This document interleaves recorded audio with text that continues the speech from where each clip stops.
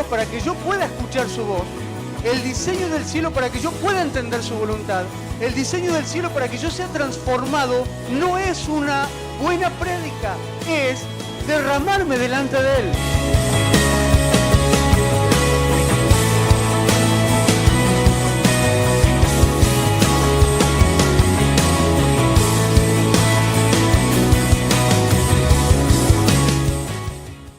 Hoy quiero hablar de algunas cosas que no están terminadas, pero quiero poner una plataforma desde donde lo quiero hablar, porque como pueden ser cosas que a algunos les suenen como chocantes, quiero que la palabra quede despojada de toda mala intención.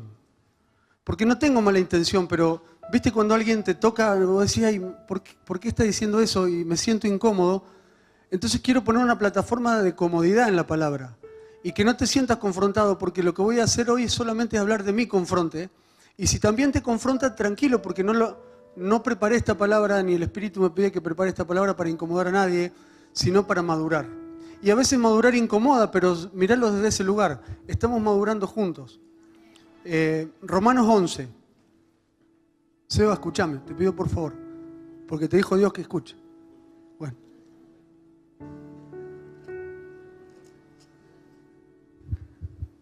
Yo le digo eso porque él me dijo eso a mí.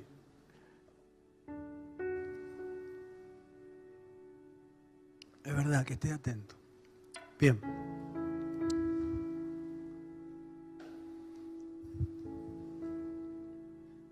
En el proceso de madurez, Dios no cambia, porque los que maduramos somos nosotros. Pero todo proceso de madurez produce un cambio. Y lo que cambia no es Él. Lo que cambia es nuestra madurez.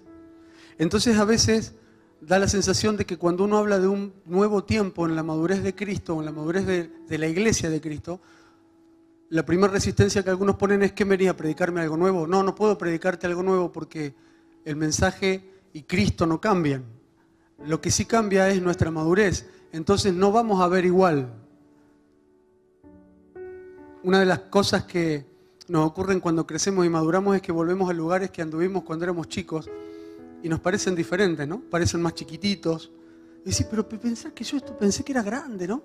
O parientes que decís, uy, yo pensé que era re alto y de repente ahora yo estoy más alto que él. Y lo veía grandote. ¿Ellos cambiaron? Bueno, el tío está más viejo. La habitación no cambió, ¿no? La habitación es la misma, mide 3x4, pero el que cambié fui yo. Entonces siempre que haya madurez, yo voy a hablar diferente, pero estoy hablando de lo mismo, porque no cambió la habitación. Entonces yo voy a decir al principio, era una habitación chiquita, grande. Cuando la veo de grande digo, no, era una habitación chica. ¿Pero qué, cambió la habitación? No, maduré. Y lo describo diferente. Lo mismo nos pasa en los procesos espirituales. Sostenernos en la revelación anterior es la religiosidad. No me digas que la habitación es... Porque ya me dijiste que la habitación era grande. No me venga ahora con que la habitación es chiquita. Es que crecimos. Pero la habitación no cambió. Acá lo que Pablo está haciendo es acomodarle el alma a los romanos, a los gentiles, explicándoles que cambió la temporada, pero no cambia la esencia de Dios. Y que no te vuelvas arrogantes cuando Dios te muestra algo y te cambia la temporada creyendo que tenés todo, que sos el objeto único del amor de Dios. No, pará. Porque Él es amor y Él no cambia. Que vos hoy seas el que estás viendo una nueva revelación y eso te haga madurar, no te pone por sobre el otro que es tan amado igual que vos. Porque Él no cambia. Más bien, sé agradecido porque Él en su gracia y su misericordia hizo algo para que puedas madurar. Entonces cuando hablemos de algunas cosas que creemos que pueden estar mal, a lo mejor usamos la palabra mal como mal, porque no está mal. A lo mejor está en otro tiempo de madurez. Pero nunca renegaríamos de algo que en su tiempo fue bueno. Porque aunque yo vea esa habitación más chiquita o más grande, a lo mejor en esa habitación dormí y cumplió su función y me trajo hasta acá. Eso es lo que Pablo estaba tratando de explicarle a los gentiles en relación a Israel, ¿no? Decía, no sean soberbios, porque si no hubiese existido Israel, ustedes no estarían acá.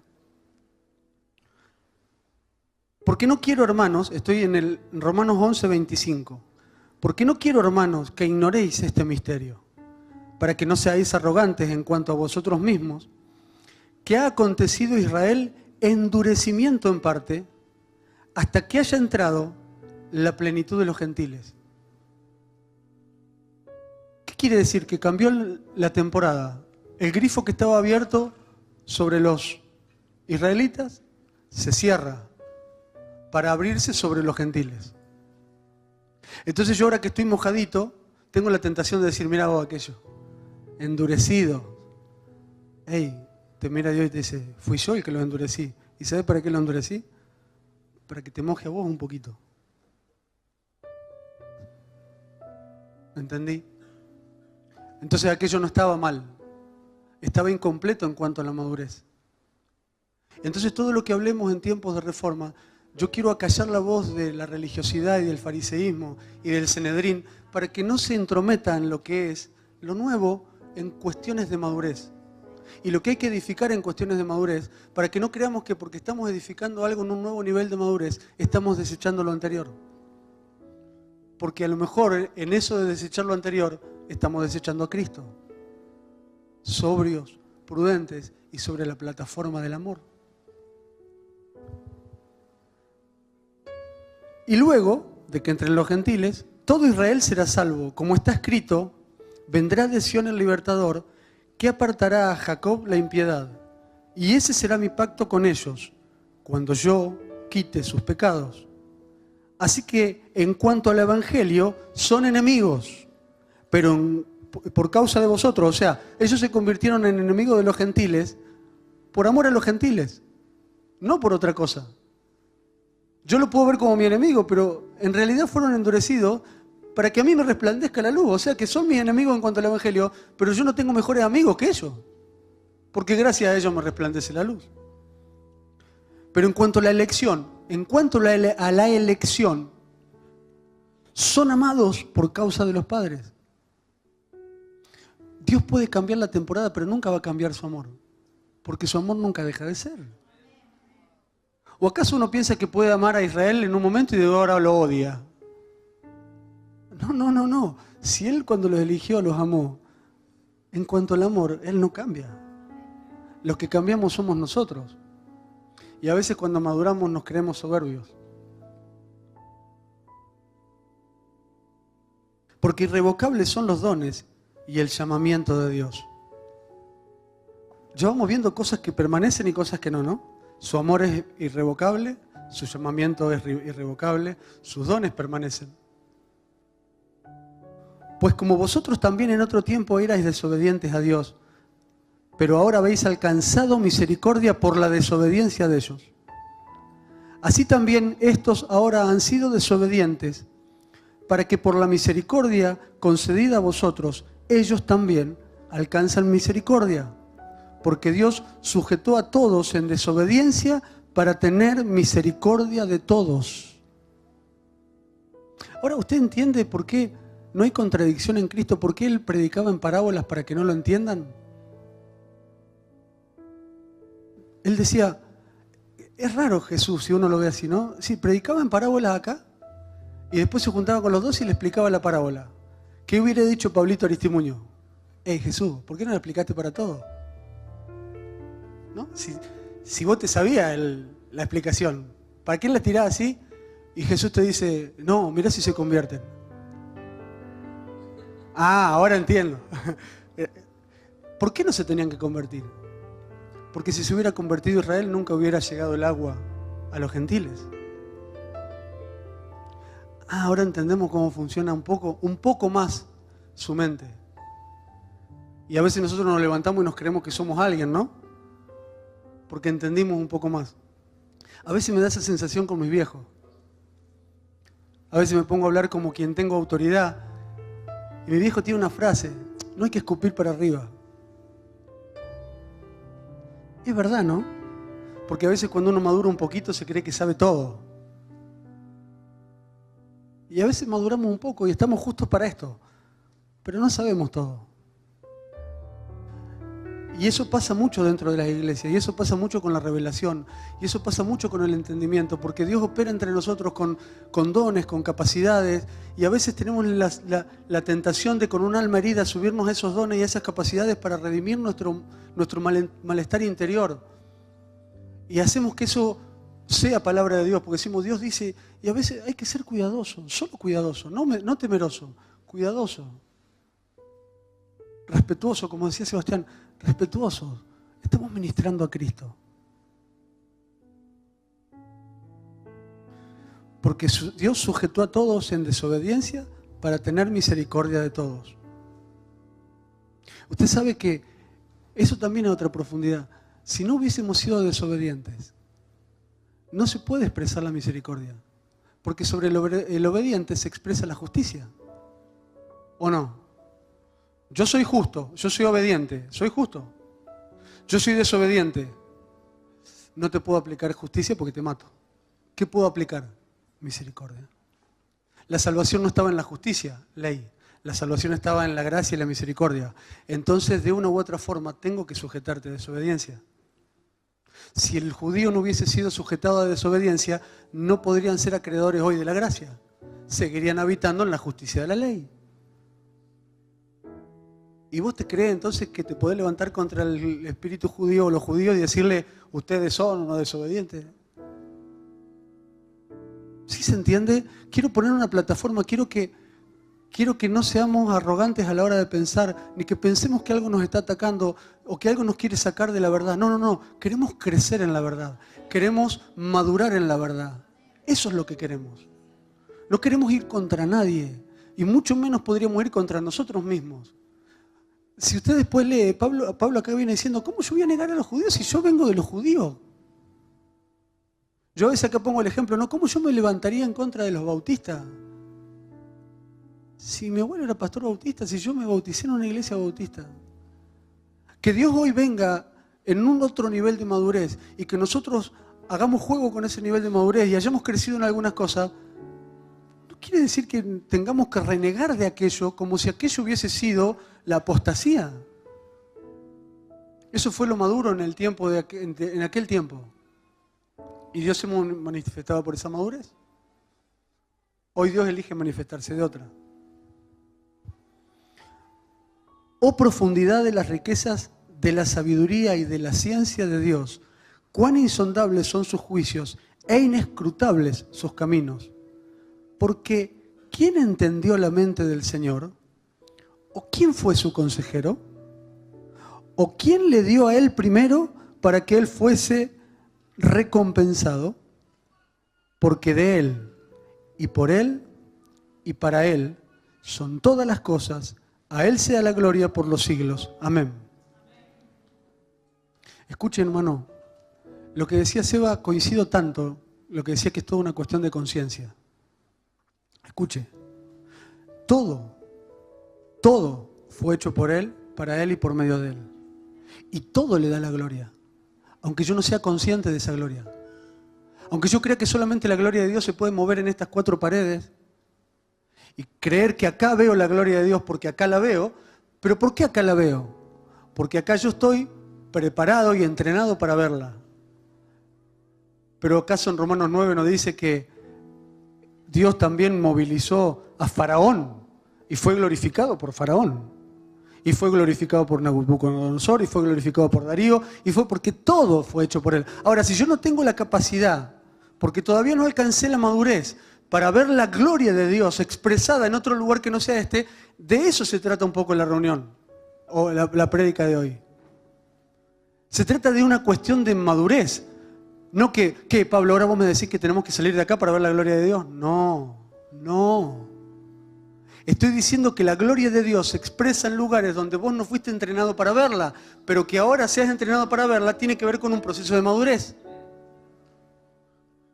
Es como un niño que veía la justicia solo en el padre, porque era chiquito y entonces justo es papá el que viene a aplicar justicia. No, pero también es justo, hay un juzgado y también hay policía que emite justicia y también hay autoridades fuera que emiten justicia, pero él no las ve porque él vive dentro de la casa. Entonces ahora, cuando se expone a la autoridad de afuera y la empieza a ver, ¿qué está negando lo que pasó con el padre? No lo está negando, está expandiendo su conciencia en relación a que esto aprendí en relación a la autoridad y a la ley, pero la autoridad y la ley se expresan en lugares más grandes que esto, solo que yo lo voy descubriendo cuando salgo de casa. Cuando maduro, salgo de casa, me expongo. Ahora, si yo me quedo toda la vida en casa, no voy a tener más conciencia de la ley y la autoridad que solo mi papá, pero la ley y la autoridad se expresan en otros lugares. De la misma manera, Cristo y su gloria se expresan en lugares que son mucho más grandes que los que nosotros fuimos entrenados. Solo que nosotros tenemos que salirnos del lugar donde estamos, no porque esto está mal, no porque esto, y si salgo y... No, tranquilo, no es salir porque está mal, es salir porque creciste. Es salir porque maduraste. Es salir porque se hizo todo lo necesario en este proceso de madurez y en este tiempo para que vos estés listo para salir. ¿O pensás vivir sentado? Cuando digo sentado está bien. A todos nos toca estar sentado en algún momento, ¿no? ¿Pero pensás vivir sentado?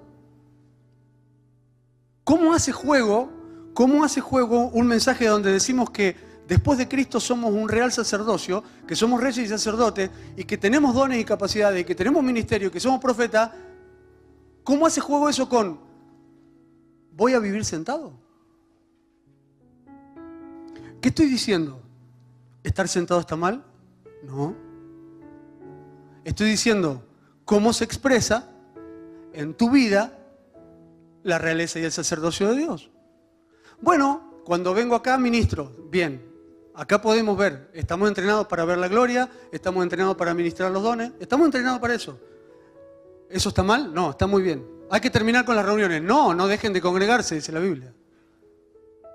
Entonces, ¿qué hay que hacer? Algo más. Porque en un proceso de madurar tenemos que llegar a que esa expresión trascienda este tiempo. ¿Por qué? Porque la gloria está preparada para ser contemplada hasta lo último de la tierra, ¿o no? Porque no va a ser llena la tierra. Escuche, mire qué interesante, acá lo unimos con conocimiento. No es que va a ser llena la tierra de su gloria. No. ¿Va a ser llena la tierra de qué? Del conocimiento de su gloria. O sea que la gloria ya está.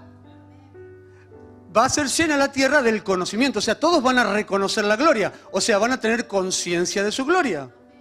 Pero todavía nosotros no tenemos conciencia de su gloria, a veces fuera de estas cuatro paredes. Y no estoy hablando de todos, estoy hablando de un tiempo de madurez de la iglesia en general. Porque muchos de nosotros, tratamos o intentamos ver la gloria de Dios expresada en otros lugares, y aún así nos cuesta mucho porque también opera sobre nosotros estructuras que nos limitan, que son estructuras que son espirituales, que no tienen que ver con la estructura de cómo arma una reunión. Tiene que ver con estructuras espirituales que el enemigo pone para limitarnos, para contenernos, para que no nos resplandezca la luz. Entonces tampoco estoy hablando de que esto se trata de cambiar estructuras físicas, maneras, modos. No se trata de cambiar modos, no se trata de cambiar maneras. Se trata de entender que ya es tiempo de hacer otra cosa y a veces lo primero que tengo que hacer para hacer otra cosa es dejar de hacer lo que estoy haciendo. Porque si no es muy difícil. Si yo no dejo la tierra donde estoy, no voy a conocer la tierra donde Él me va a enviar. Ahora eso hay que hacerlo porque sí, no, claro que no. Así nomás no. Tenemos luz, tenemos revelación. Plataforma de la madurez es el amor. Nunca deja de ser. ¿Cómo me doy cuenta cuando estoy errando? Cuando me salí del amor. ¿Y cuándo me salí del temor? Cuando solté la estructura por temor. Porque el perfecto amor echa fuera el temor. Yo les digo ejemplos, por ejemplo. Ejemplos. Y si hablamos un poco más todos, me han pasado a mí, por eso son ejemplos míos. En la reunión. Chiqui, pero ¿y vos lo dejás hablar a todos? Más o menos. Y nunca ninguno te dijo alguna gansada, así una... ¿Sí?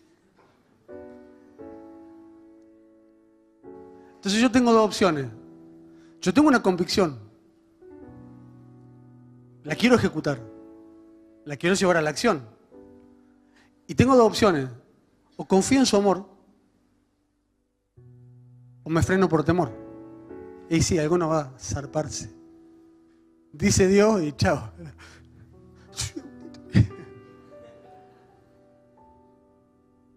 Como esos ejemplos, muchos. Tratemos de acomodar diferentes. Y cuando sean más, y sí, qué sé yo, no sé. Sí, tenés razón. Qué sé yo, cuando hacemos más y cuando hacemos como esto, ¿cómo armamos un redondel acá? No, tenés razón. Es que no es la forma. Porque no digo que sea la forma. Pero entonces, ¿para qué hace eso si vos me estás diciendo que no es la forma? Es que de alguna forma tenemos que descomprimir la estructura.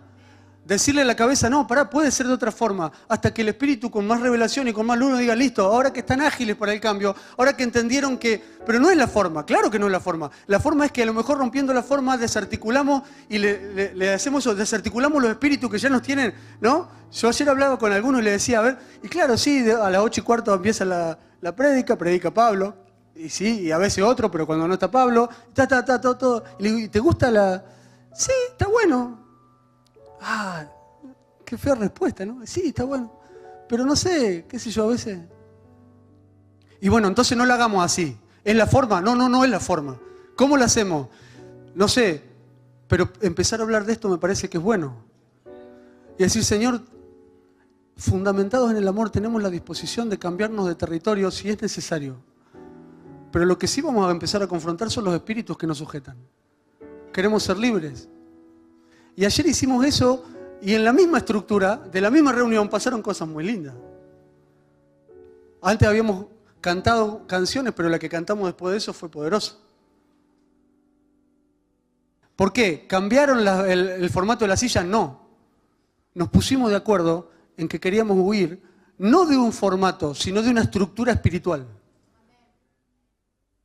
No de la manera de hacerlo, sino de que a veces la manera se confabula con el espíritu y te pone un límite. Entonces la manera a lo mejor no está mal, pero cuando está confabulada con ciertos espíritus, y yo ya lo hago porque vengo con el envión de hacerlo, le estoy dejando a que el espíritu se confabule con la estructura, ¿no? Entonces el que está sentado siempre, y vos le estás predicando todo el tiempo que no nació para estar sentado, pero mañana vuelve a la estructura y se vuelve a sentar, porque tampoco hay mucho espacio para que no esté sentado. Entonces, sobre él va a operar un espíritu, pero la estructura lo ayuda, ¿no? Se confabula con ese espíritu, porque tampoco tiene la manera de no hacerlo.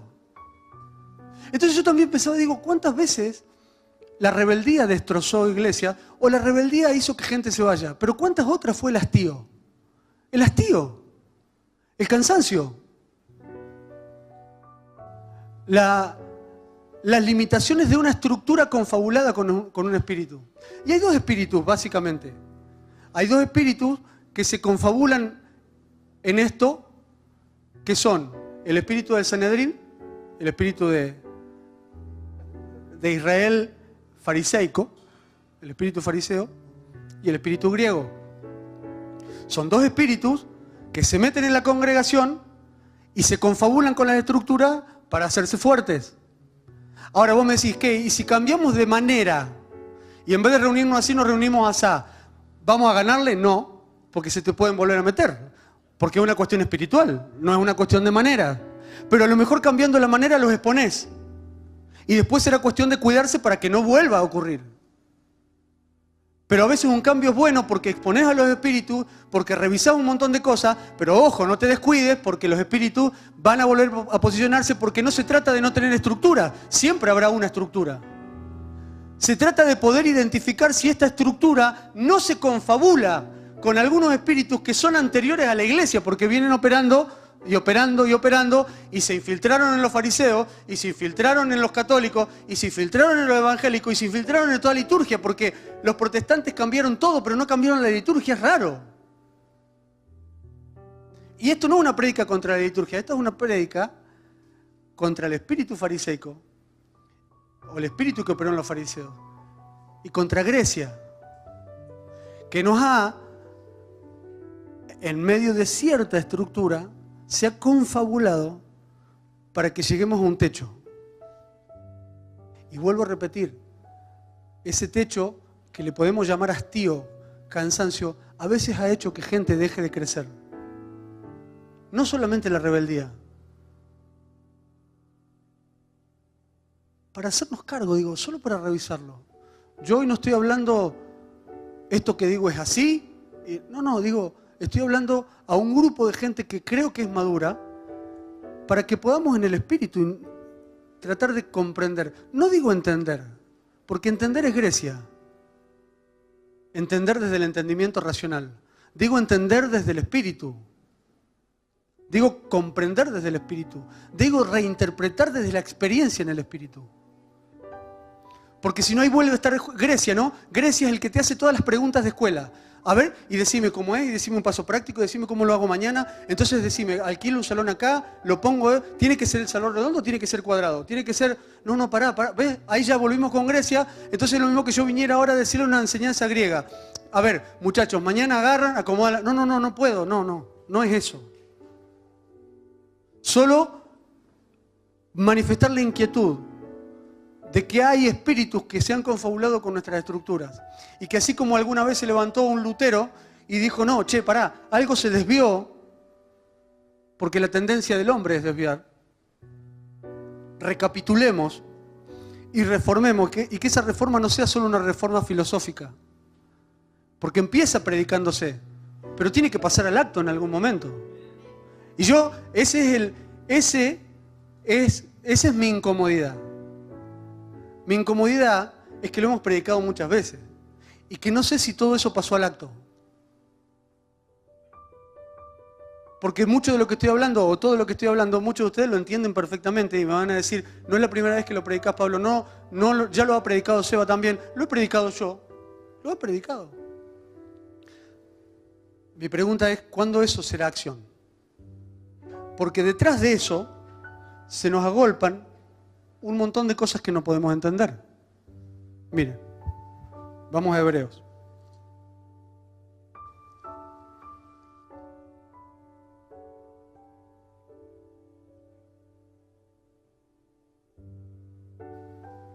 Antes yo preguntaba, ¿se entiende? Ahora no le voy a preguntar eso.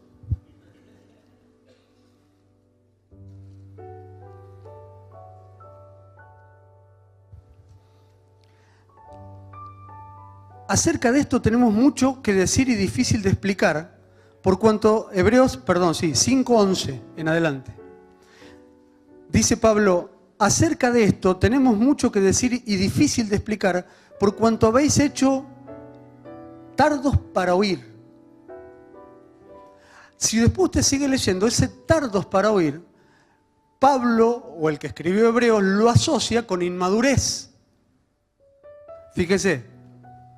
Seguimos leyéndolo, vamos a leerlo todo. Porque debiendo ser ya maestros, después de tanto tiempo tenéis necesidad de que se os vuelva a enseñar cuáles son los primeros rudimentos de las palabras de Dios, y habéis llegado a ser tales que tenéis necesidad de leche y no de alimento sólido. Y todo aquel que participa de leche es inexperto en la palabra de justicia porque es niño. Pero el alimento sólido es para los que han alcanzado madurez, para los que por el uso tienen los sentidos ejercitados en el discernimiento del bien y el mal. Escuchen, ahora se los voy a leer al revés. A esto se lo explico al revés. El maduro es el que ya puso por obra, porque ya es un experto en la acción, en el discernimiento, en la acción. La madurez no se alcanza con el entendimiento, sino con la acción. Porque eso es lo que determina mi nivel de madurez. A ver, yo tengo un egresado de la escuela de cocina y tengo a un chef que trabaja en el mejor restaurante de Argentina. ¿Cuál de los dos va a ser más maduro? Los dos pueden tener el mismo conocimiento, pero el chef que trabaja en el mejor restaurante tiene una carga de experiencia en el discernimiento del manejo de la comida que lo hace que sea mucho, pero mucho más maduro que el que recién se recibe, no el conocimiento teórico. ¿Es claro lo que digo? Nosotros a veces nos quedamos conformes porque creemos que cuando tenemos revelación estamos madurando.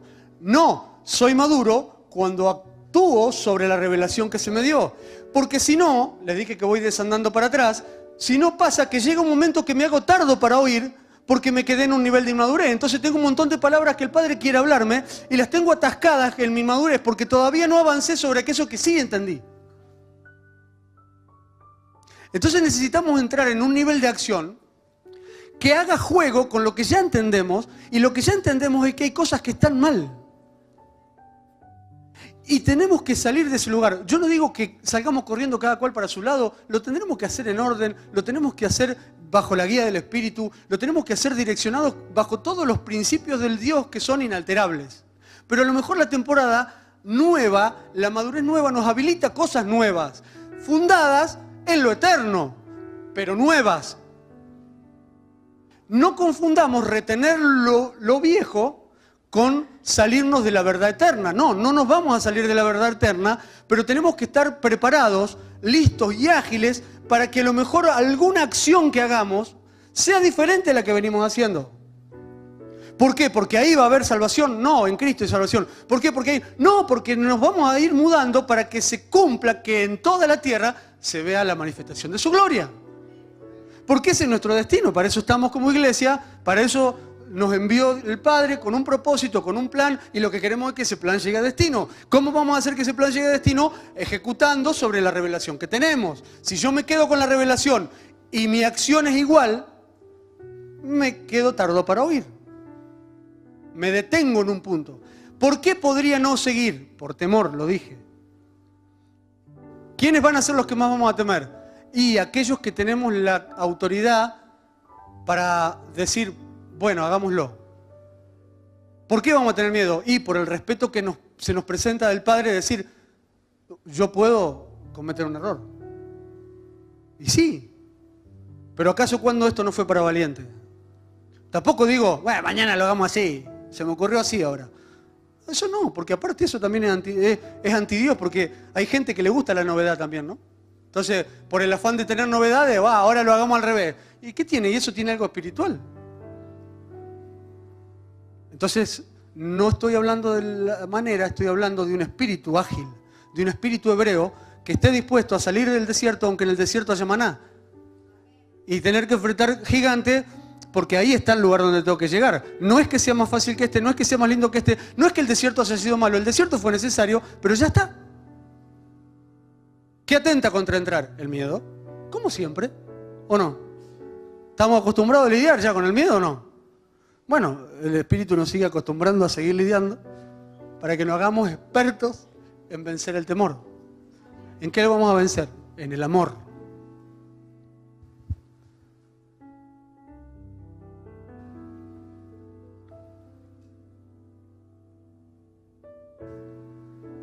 Hay por lo menos 3 puntos. No voy a hablar de todos completos porque sería muy largo y no es tampoco lo que entendí de parte de Dios, explicar todo muy claramente, sino dejar esto, ¿no? Esta semilla de preparémonos para hacer cosas, no cualquiera, las que ya hagan juego con lo que entendimos.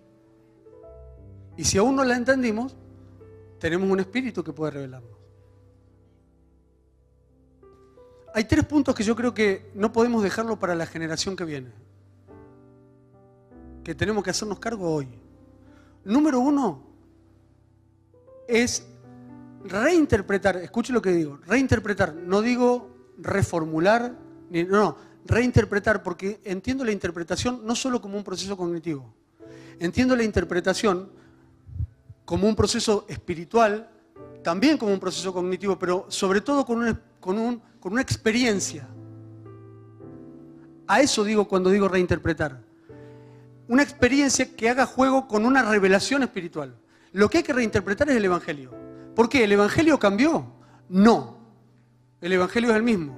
Pero si yo maduré, yo debo interpretarlo de un lugar diferente. Eso es así. Es eso que tantas veces hemos predicado y yo mismo lo he dicho, ¿no? Es decir, hasta hoy soy merecedor de tu misericordia y soy reconciliado con vos, pero llega un momento en el que digo, no, pará. Dios me llamó para reconciliar a otros. Entonces, quien nos reconcilió consigo y nos hizo ministros de reconciliación, son dos procesos madurativos diferentes en donde yo tengo que reinterpretar el Evangelio.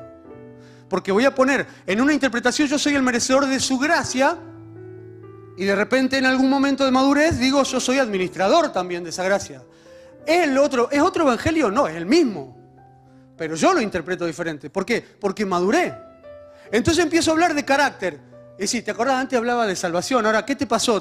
No, tranquilo, no me pasó nada. Solo que estoy reinterpretando el Evangelio porque en mi proceso de madurez lo estoy viendo desde otro lugar. No porque sea otro. Siempre fue el mismo. Porque hasta cuando... Es tan... Qué grande que Dios, ¿no? Hasta cuando sacó a Israel de Egipto, le dijo, déjalo salir porque ese pueblo me va a servir. O sea, mirá, Dios ya sabía para qué los llevaba allá. Pero en el fondo, en el proceso de madurez de Israel, ellos creían que salían para ser libres. Solo para ellos. Dios nos saca para estar mejor que acá. Acá somos esclavos, son libres. No, en el fondo, ya Dios le había avisado a Faraón antes lo que... No, ellos van allá para servirme. ¿Usted entiende?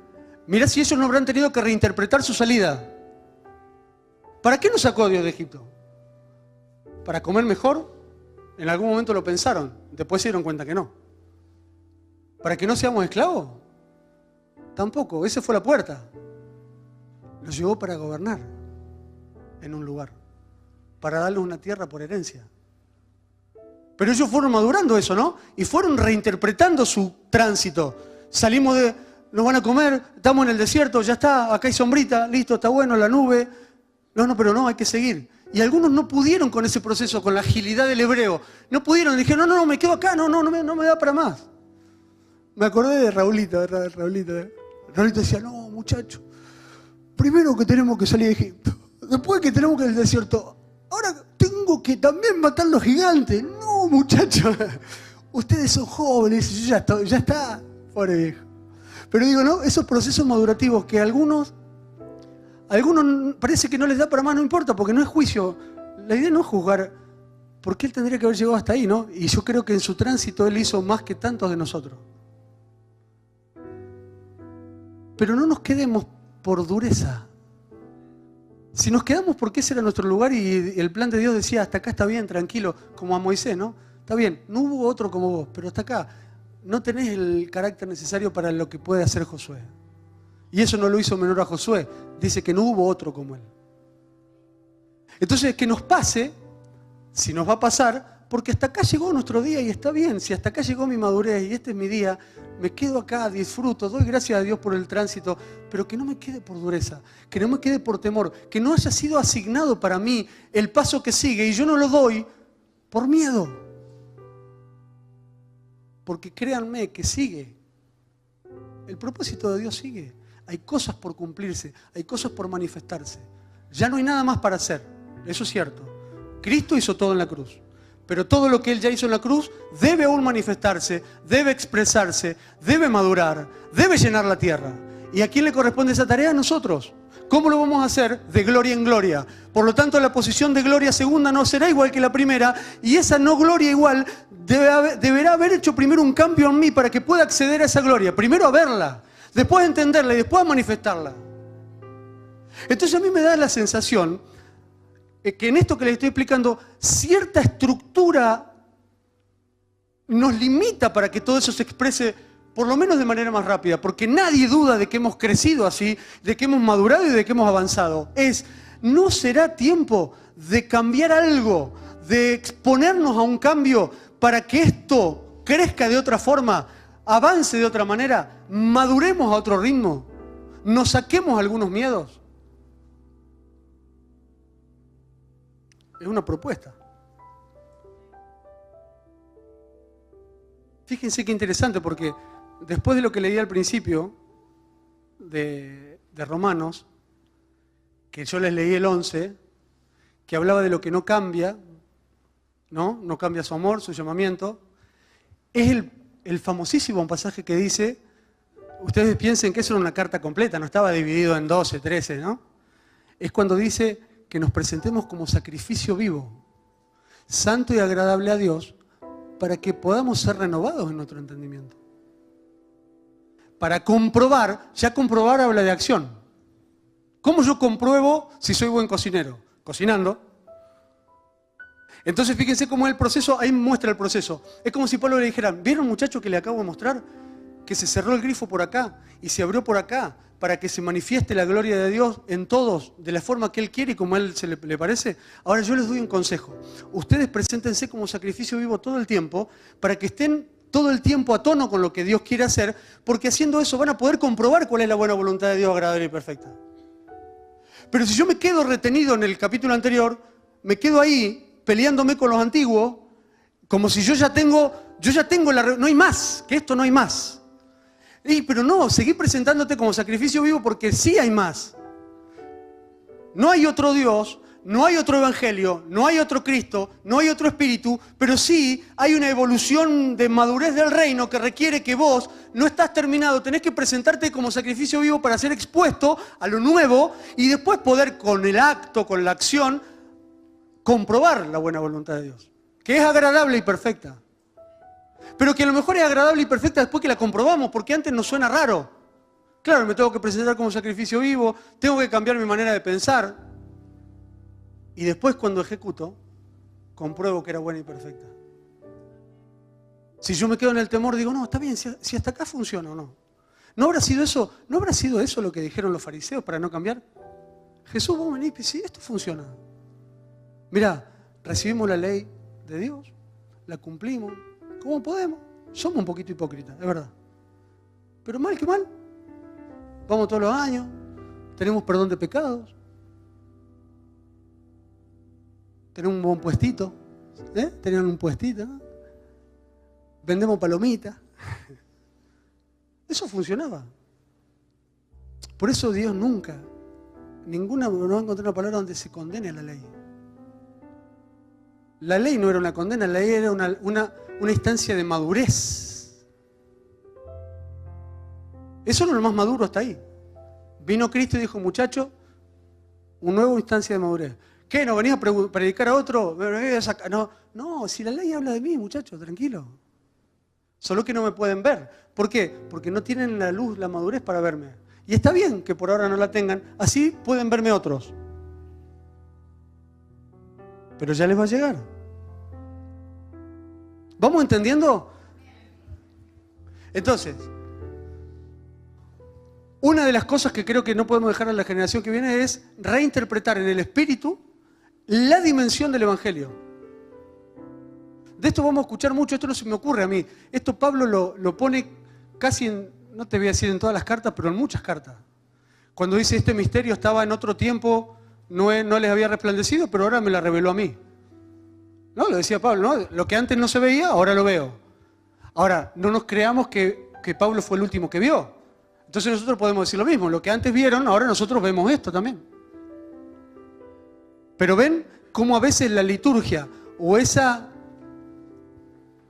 sujeción, no sé cómo explicarlo, esa sujeción a la palabra que si no está en la palabra no es. También nos ha llevado a que tengamos miedo de avanzar en algunos lugares. Porque nadie niega el valor de la palabra y nadie niega que es la escritura de la revelación de Dios y que por medio del Espíritu, que fue el que codificó la escritura, nosotros podemos decodificarlo y recibir palabras inagotables. ¿Alguien niega eso? No. Pero porque no está escrito, no. Ya lo hemos predicado, ¿no? ¿Y qué hay entonces de los que ojo no vio y oído yo? ¿Qué es lo que todavía no fue escrito? Porque si no lo hubiéramos leído y lo que todavía no fue predicado, si no ya lo hubiéramos escuchado. Pero eso está reservado para alguien. Entonces cuando él escuche eso, que no fue dicho, yo le voy a decir, no, pero eso no está en la Biblia. Y no, me va a decir, claro que no. Porque él me lo reveló a mí porque yo le amo. Está reservado para los que le aman. Pero no está reservado para los que temen.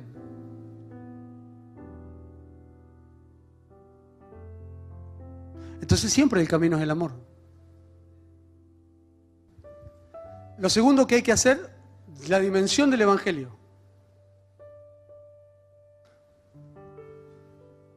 Es reinterpretar, vuelvo a repetir, cuando digo reinterpretar es no estudiar griegamente, ver, no, es reinterpretar en el espíritu la asignación y el comisionamiento de la iglesia. La asignación y el comisionamiento son los mismos. No cambiaron. Los que tenemos que haber cambiado somos nosotros. No podemos interpretar en el espíritu de la misma manera la asignación nosotros que Pedro cuando lo negó, que después cuando vino el Espíritu Santo, que Pablo cuando estaba encarcelado. Tenemos que reinterpretar nuestro comisionamiento y nuestra manera de manifestar y expresar la gloria de Dios. No porque tenemos que ayornarnos a este mundo. No. Esa es una mala interpretación, ¿no? Bueno, hoy cómo va a predicar así porque hoy el mundo se maneja por internet. No. Nosotros tenemos que ayornarnos a la madurez del reino. El reino va a decirnos qué tenemos que hacer hoy. No la cultura argentina o la cultura de este mundo. Pero tenemos que estar listos y ágiles para hacerle caso a la voz de Dios cuando diga, hagan esto. Porque si no está en la Biblia y porque si no lo venimos haciendo, pero nunca lo hicimos así. Está bien. Pero seguramente lo que hiciste lo hiciste bien, por eso ahora te estoy diciendo que lo hagas de esta otra forma. Ni siquiera es una palabra de juicio. Es una palabra de avance, de crecimiento, de reforma y de madurez. Entonces tenemos que reinterpretarnos como hijos. ¿Por qué? Porque ustedes acuérdense de esto. Dice que de una sola sangre hizo todos los linajes de los hombres de la tierra. Y les prefijó el tiempo y el límite de la habitación. Es decir, todos nosotros fuimos hechos de la misma sangre en el cielo. Y Dios determinó en qué momento histórico de esta tierra iba a nacer yo. La pregunta es por qué yo no nací antes y nací ahora. Y porque yo, junto con ustedes que somos contemporáneos, debemos tener un comisionamiento y una asignación que no tiene por qué ser igual a la anterior, porque que no sea igual no quiere decir que la desconocemos o que la rechazamos. No. Que no tengamos la misma asignación quiere decir que por algo Él prefijó que nuestro tiempo sea hoy y no ayer, ni mañana.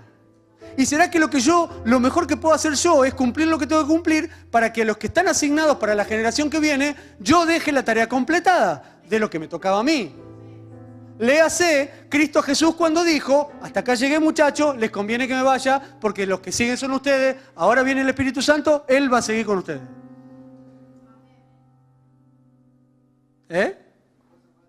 Y encima que cosas mayores harán. Eso se llama entender mi asignación. Ahora, la asignación de Cristo también fue mudando conforme a su madurez. ¿O no? A los 12 recién se metió. ¿Por qué? Y porque había un tiempo profético específico. A los 12 estaba el Bar Mitzvah, que era el momento en el cual un judío se podía hacer cargo de los negocios de su padre. Pero no fue cualquier momento. Entonces en ese tiempo profético, en ese tiempo de madurez, él tenía que estar en ese lugar. Después le tocó ir al desierto, otra asignación. Después la madre, que lo veía hacer cosas de espectaculares, decía, che, mostrá todo, como todos los padres, ¿no? Toca el piano para que escuche, ¿no? Tu hija va a piano o cantale algo. Y yo creo, María, pobre, ¿no? Era su hijo. Dice, ¿por qué no intervenís si vos podés? Y él le decía, no, todavía no es mi asignación, no es mi tiempo. ¿Por qué? Porque tienen que pasar cosas de madurez. En mí, en la tierra, en mis discípulos. Tienen que pasar cosas de madurez que no se lo explicó así, pero usted ahora lo puede ver. Y después, bueno, era el tiempo de hacer milagros. Después fue el tiempo de confrontar a los discípulos. Después fue el tiempo... Y ese Cristo tenía muchas facetas, pero no porque era un polifacético que le gustaba. No. Esas facetas tenían que ver con dictámenes del reino, porque él no hacía otra cosa que ver al Padre. Ahora él veía al Padre, lo que veía él lo hacía, y eso lo hacía madurar. Porque la madurez viene después de la acción. Lo que veo hacer al Padre, eso hago. Fíjense si no se ve bien eso en la cruz. Jesús maduraba después de hacer. La cruz la maduró después de hacerla, ¿o no? Porque antes no la podía interpretar. Si ahora te toca a vos, tenés que entrar en escena e interpretar, ay, si es posible, pasa a mí esta copa. En esa noche él maduró, hizo juego con el llamado. Interpretó su rol. Y yo creo que después cuando él fue resucitado, ahí recién dijo, ahora sí. Por eso dice que Cristo hizo lo que hizo por el gozo puesto delante de él, porque si él miraba la hora de él, no, la madurez va a venir después, Atravieso esto porque la madurez viene después de hacerlo. Cuando yo interpreto lo que tengo que hacer para mi tiempo, ocurre algo dentro mío que es la confirmación del Espíritu que te dice, eso. Si yo pasé por tantas, claro, pasaste por todo el Getsemaní, ¿no? Y si no lo hacemos, y si seguimos así,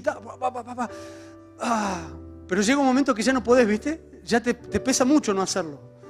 Y cuando lo haces, Él no nos va a dejar equivocarnos. Él está más interesado en su plan que nosotros. Él ama más a los demás que nosotros. Yo ya eso lo estoy aprendiendo como pastor, recién ahora lo estoy aprendiendo, perdónenme.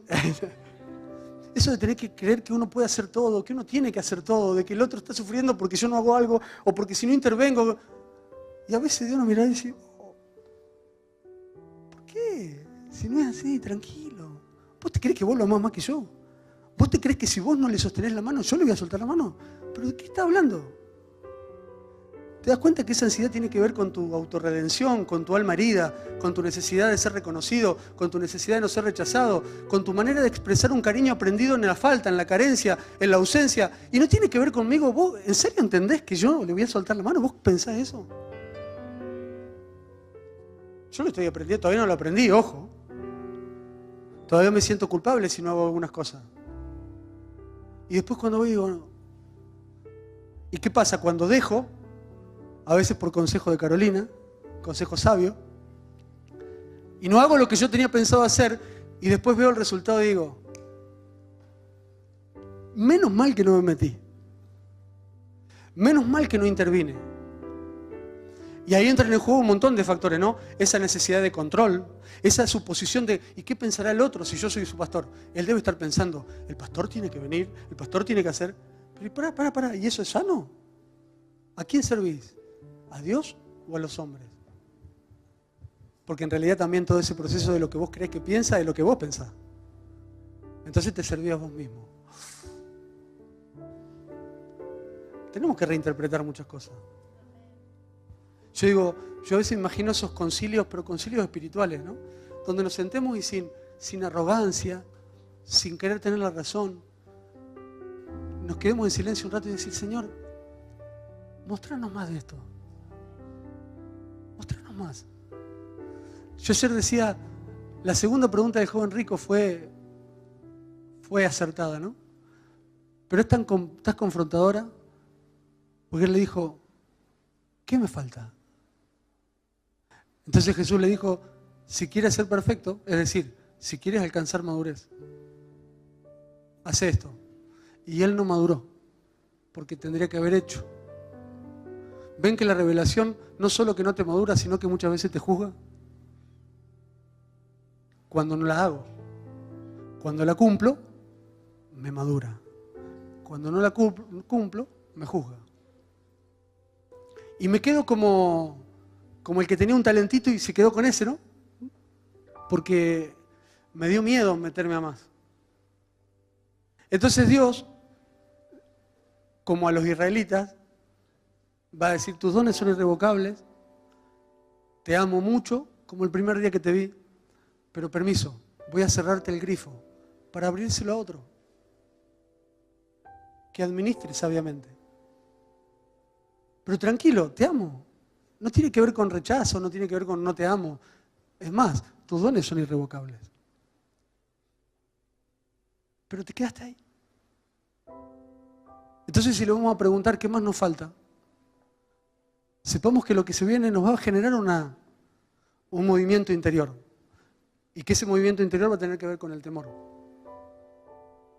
Pero qué bueno cuando lo haces y decís, gracias Señor.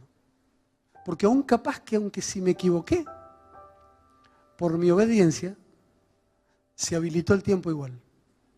Porque Él no pide mi acierto, Él pide mi obediencia.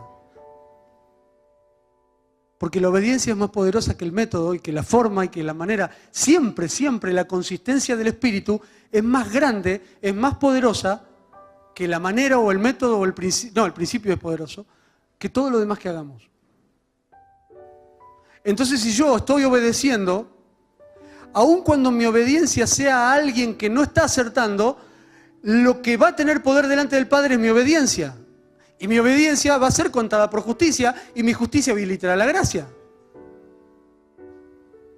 Lo que pasa es que a veces nosotros vemos las cosas como entrecortadas.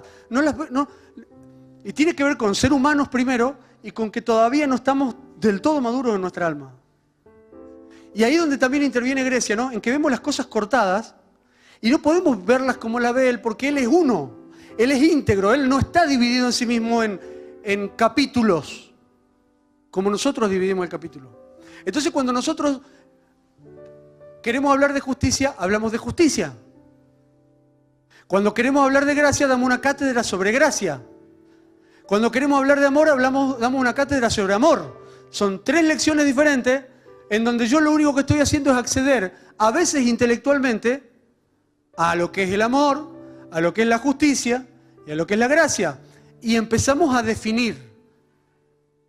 Esa definición no se ajusta para nada a interpretar a Dios. Vuelvo a repetir, cuando digo interpretar, digo vivencia de Dios y experiencia de Dios. Y empezar a verlo cuando se caen los velos como Él es. Para Él eso no está dividido. No hay división entre justicia. Para nosotros cuando es justicia no es gracia. Pero no nos dimos cuenta que hay un ciclo que es inalterable, que es sobre la justicia. Dios, cuando hace gracia, cuando Él es gracia, porque Él no hace, Él es gracia, cuando Él es y actúa en la tierra con gracia, no dejó de ser justo. Es más, tuvo que ser justo primero para después tener gracia. Entonces dijo, yo quiero poner gracia sobre ustedes. Pero primero alguien tiene que ser justo. Hijo, pero no. En el mismo acto soy lo mismo.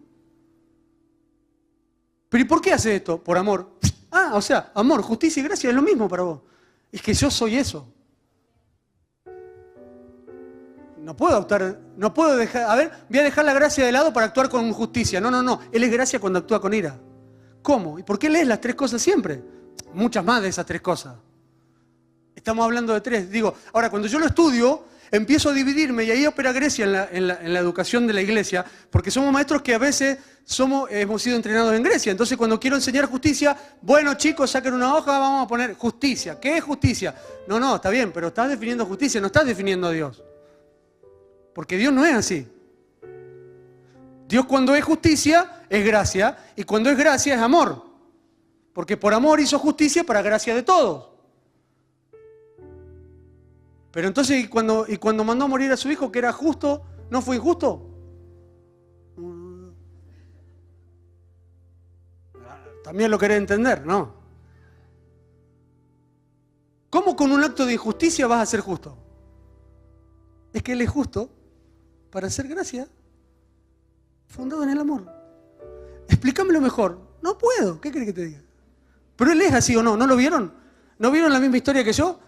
Porque de tal manera amó Dios, fundado en el amor, envió a su Hijo, que era justo, para que por ese acto de injusticia, que un justo muriera injusto. Porque la muerte era para el injusto, no para el justo. Entonces, por medio de una justicia e injusticia, no sé cómo lo vio Él, pero Él es así, después desparramó gracia para todo. Porque al que no conoció pecado, por nosotros lo hizo pecado, para que se hiciera justicia en Él. O sea que mi gracia es por la justicia. Claro, pero ¿cómo lo vas a dividir? Ahora, explícame, Dios es justo por esto. No, Dios es eso y Él opera así. Entonces, ¿cómo puedo hacer para acceder? Y no vamos a acceder por Grecia. Vamos a acceder en una reinterpretación espiritual cuando experimentemos y leamos sin necesidad de explicarlo con Grecia. Es decir, Dios es justicia, amor, gracia y todo lo expresa en un solo soplido sin que vos te enteres cómo pasó.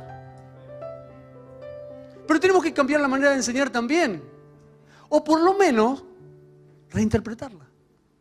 Porque maestros va a haber. Claro, ¿que hay que sacar a los maestros? No hay que sacar a los maestros. Maestro es un ministerio. Hay que reinterpretar el magisterio. Pero que en otro momento, está bien para otro momento, pero ahora se requiere de un magisterio diferente, que haga juego con la dispensación del Padre, con lo que el Padre quiere darnos. Y si el Padre nos quiere dar otra cosa, pues tendremos que reinterpretarlo nosotros. No disminuir a Dios, a mi conocimiento, sino yo transformarme por medio de la renovación del Espíritu para hacer juego con lo que Él quiere hacer hoy. Pero eso requiere de nosotros una humildad, un negarnos a nosotros mismos, un meternos en sacrificio vivo para que Él nos transforme, que no tenemos todavía algunos. Porque hemos aprendido de la soberbia y hemos comido de la soberbia. Y ahí es donde digo, ¿y de dónde sacamos esa soberbia? ¿Y no habrá sido del fariseo? ¿Y por cómo nos afecta eso hoy? Porque a lo mejor el mismo espíritu que ensoberbecía a los fariseos es un espíritu que opera hoy en la iglesia. ¿Y cómo lo sacamos, Pablo? ¿Cambiando la forma? No. Pero ¿y si cambiamos la forma para delatarlo? Porque también esto es un ámbito para la soberbia. Claro, para el que tiene un espíritu de soberbia o para el que se deja operar por un espíritu de soberbia. Claro, pero la forma esta no ayudará a que el que tiene espíritu de soberbia se ensoberbezca. ¿No habrá otra manera? Pregunto, no la sé. ¿No habrá otra manera? ¿Y si cambiamos algo para que no pase eso? ¿Y si vemos la forma de que no sea una tarima? Porque en su tiempo la tarima tuvo un porqué. Pero no sé si todo lo que pasó fue bueno ahí. Cuando el que inventó la liturgia puso una tarima. ¿Puede ser para que te vean de lejos? Sí. Pero no me digan que no nos confundimos a veces. Entonces yo digo, si a veces genera confusión, ¿no podremos reinterpretar una manera en la cual el que tiene sabiduría la pueda expresar sin necesidad que le toque predicar ese día? Ahora voy a decir, pero somos muchos, ¿cómo hacemos? Es que no sé cómo hacerlo, pero ¿y si nos preguntamos eso? Solo para preguntarnos, Señor, ¿habrá alguna manera de hacerlo? No porque la manera, sino porque queremos dar libertad a lo espiritual y porque queremos delatar que también esto de estar todos ahí sentaditos, para aquel que tiene, que no tiene identidad, para aquel que todavía no sabe quién es, eso sirva como un lugar de confort para que nunca haga lo que tiene que hacer, pero como bueno, voy los domingos a la iglesia, me siento, recibo, está bien, pero ese formato no alimentará a aquellos que no quieren crecer. Ahora, si les cambio el formato, ¿van a querer crecer? No sé, pero por lo menos lo ponemos en la posición de que se replantee y de que no le eche la culpa al formato, sino que diga, a ver, ahora estás en la posición. Te cambiamos a ver si deja de operar ese espíritu sobre vos y empieza a operar un espíritu de hijo. Por lo menos lo delataremos. Sabremos qué es lo que está operando. Ahora, ¿el formato te va a cambiar el interior? No, Cristo te va a cambiar el interior. Pero a veces los formatos se confabulan con los espíritus y sostienen cosas por mucho tiempo. Entonces siguen sosteniendo al soberbio arriba, no porque todos los que están arriba son soberbios, sino que el que está soberbio sigue teniendo la oportunidad de estar arriba. Y el que tiene el micrófono tiene la oportunidad de hablar. Vuelvo a repetir, no estén pensando en la pregunta griega de ¿y cómo lo haríamos si no tuviéramos micrófono por la distancia? No sé. Cristo no tenía micrófono, pero tampoco es la forma de salgamos a la calle a hablar con el eco. No estoy diciendo que hay que cambiar la forma, estoy diciendo preguntémonos honestamente. Yo hago eso ahora. Preguntemos, Señor, ¿habrá otra cosa? Conforme a la revelación que hemos entendido y la cantidad de errores que vemos de nosotros mismos, que hemos sido nosotros mismos los que hemos sido expuestos a esa zaranda tanto tiempo y lo hemos predicado tanto ya, que yo digo, ¿será tiempo de seguir predicando o será tiempo de hacer clic? ¿En qué? No sé. No tengo esa respuesta.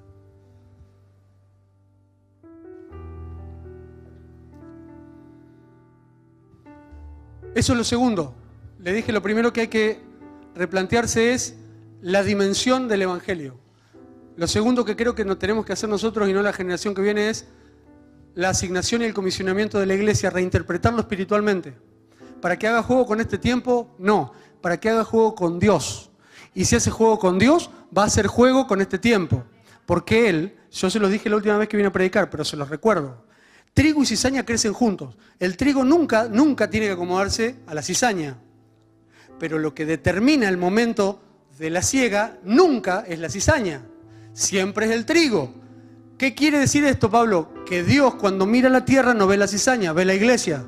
La madurez de la iglesia determina los tiempos, aunque nosotros creamos que estamos dormidos. La madurez de la iglesia determina el momento de la siega. Entonces nosotros no tenemos que ir corriendo detrás de la cizaña, sino que nosotros tenemos que estar atentos a la voz de Dios, porque la voz de Dios nos va a madurar y la madurez del trigo alerta sobre la siega. Y Él hace el resto. Entonces, en un sentido de lo que tenemos que hacer esto es por un sentido de responsabilidad nada más. Hacemos esto por un sentido de responsabilidad. Corremos la carrera para ver si podemos tomar aquello por lo cual Cristo nos tomó a nosotros. Entonces la pregunta es a Cristo, ¿por qué nos tomaste en este tiempo? ¿Para qué nos llamaste en este tiempo? Esa es la pregunta correcta. ¿Cuál es la asignación nuestra en este tiempo? ¿Tenemos algo que cambiar? ¿Habrá alguna estructura que sostenemos que retendrá gente, que retendrá manifestaciones, que se confabulará con espíritus? ¿Habrá alguna forma en la que podamos ponerlas de manifiesto, hacer guerra en el espíritu? Porque nuestra guerra entonces siempre será contra los espíritus, nunca contra la estructura, nunca contra la gente. Porque la guerra es contra principados espirituales. Saber con quién pelear, saber a quién ayudar, saber a quién cambiar, saber cómo madurar. Instancias diferentes. Lo tercero, y esta es complicada, bueno, las otras no son fáciles.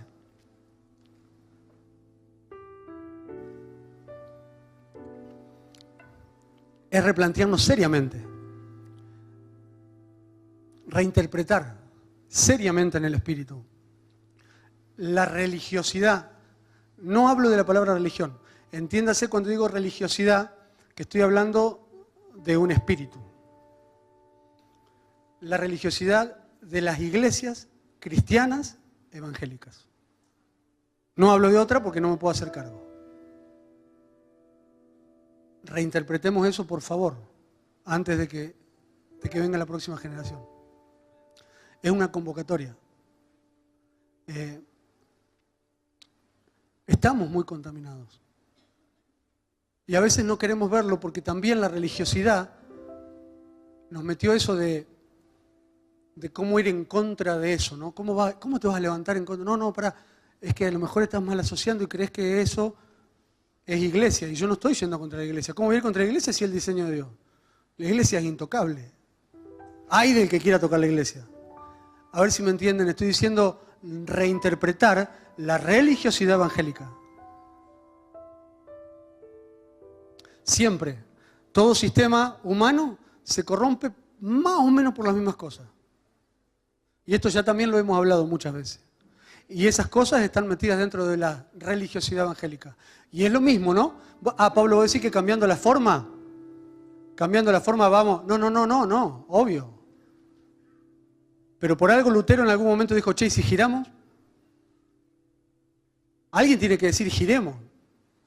Hagámonos cargo, pidamos perdón, pero no nos quedemos ahí, construyamos otra cosa. Porque si no, está bien, Lutero no quiso construir otra cosa, Lutero quiso reformar lo que había. No lo dejaron. Empecemos por ahí, reformulemos lo que somos, no dejemos de llamarnos iglesia cristiana, ni dejemos de llamarnos evangélicos, porque somos cristianos evangélicos, pero digamos, lo que habita muchas veces dentro de la estructura religiosa cristiana evangélica, ¿en serio estás convencido que es sano o no? ¿Y qué haces con eso? Bueno, eso es lo que me pregunto. ¿Qué hacemos con eso? Problemas de sexualidad, problemas de abuso de poder, problemas de dinero, están a la orden del día. Yo siempre digo, ¿no? En general la gente no habla porque sí. Cuando la gente habla, algo pasa. ¿Puede estar equivocada? Sí, obvio, puede estar re equivocada. ¿Puede hablar por malicia? Muchas veces. Por eso dice, bienaventurado cuando te hablen mal de vos mintiendo. Pero ¿y si están diciendo la verdad? Si dicen, no, porque en lo evangélico te roban con el diezmo. Y vos salís a defender. ¿A quién defendés cuando defendés? Porque si a él un pastor lo robó. Entonces, sabiduría nada más. Pará, ¿a quién voy a defender? ¿Voy a defender la investidura pastoral? No. Si no lo defiende Cristo, la investidura pastoral por investidura pastoral. Cualquiera puede decir soy pastor y que lo voy a defender porque diga que es pastor. ¿Y si robó? ¿Y por qué robó tan descaradamente? Y porque a lo mejor tenemos un sistema que habilita que puedan robar. ¿Quién lo avalaba? ¿Quién era la autoridad? ¿Quién lo controlaba? Son temas, por ejemplo, que cuando vos estás con autoridad con Seba, él siempre te va a preguntar ¿cómo está la economía? ¿Cómo es la economía de la iglesia? ¿Cómo la manejás? ¿Por qué lo haces así? ¿Por qué no lo haces así? ¿Tenemos que ser auditables o no? ¿Cómo está tu vida sexual? ¿Estás bien en eso? Él siempre te audita. Pero claro, porque pero el tema es, el sistema religioso evangélico contempla eso como un protocolo de cuidado y en general no. Entonces ¿qué vamos a hacer con eso? ¿Podemos hacer algo? Me pregunto, ¿podemos hacer algo? Porque amamos la iglesia.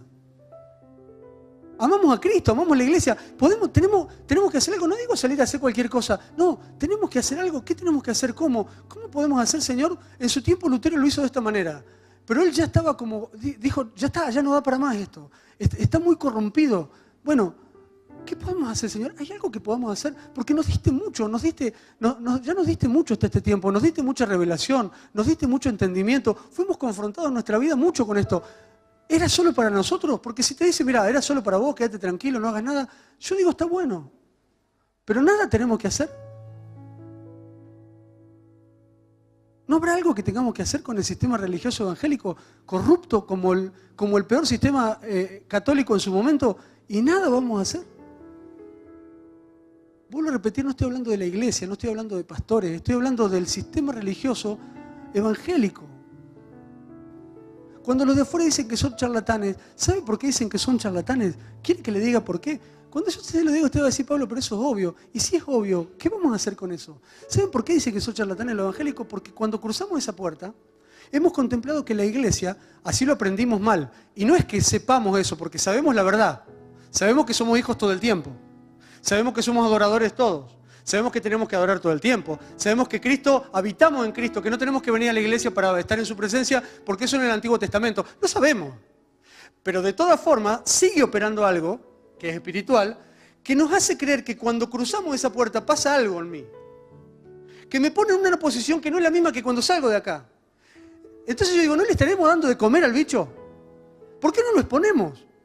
Entonces vos tenés un tipo que cuando entra acá, es el ungido, entonces empieza a voltear gente.